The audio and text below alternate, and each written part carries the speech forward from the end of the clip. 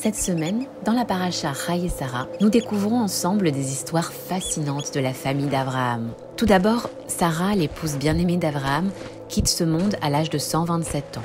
Pour lui rendre hommage, Abraham achète la grotte de Marpella, un lieu spécial où il l'enterre pour qu'elle repose en paix. Vous vous souvenez? La semaine dernière, les 3 anges avaient annoncé la naissance d'Yitzhak. Abraham, pour les accueillir, avait même couru après un veau qu'il avait trouvé près de cette grotte. Et là, il avait ressenti l'odeur du Gan Eden, le jardin d'Éden. Car oui, c'est là que sont enterrés Adam et Chava. Ensuite, Abraham décide qu'il est temps pour Yitzhak, son fils, de se marier. Il envoie donc son fidèle serviteur Eliezer avec une mission spéciale, trouver une épouse idéale pour Yitzhak parmi sa famille. Pendant son voyage, Eliezer prie Hachem et demande un signe, que la jeune fille à qui il demandera un peu d'eau à boire et qui proposera aussi de donner à boire aux chameaux, soit celle que Hachem a choisie pour Yitzhak. C'est alors que Rivka apparaît. Et devinez quoi? Lorsqu'elle s'approche du puits, l'eau monte miraculeusement vers elle. Un prodige que seuls les membres de la famille d'Abraham pouvaient connaître. À la demande d'Eliezer, Rivka puise de l'eau et l'offre avec gentillesse à Eliezer et à tous les chameaux. Quelle générosité! Cela montrait qu'elle avait un cœur ouvert et plein de bonté, des qualités précieuses pour être un jour la mère du futur peuple d'Israël.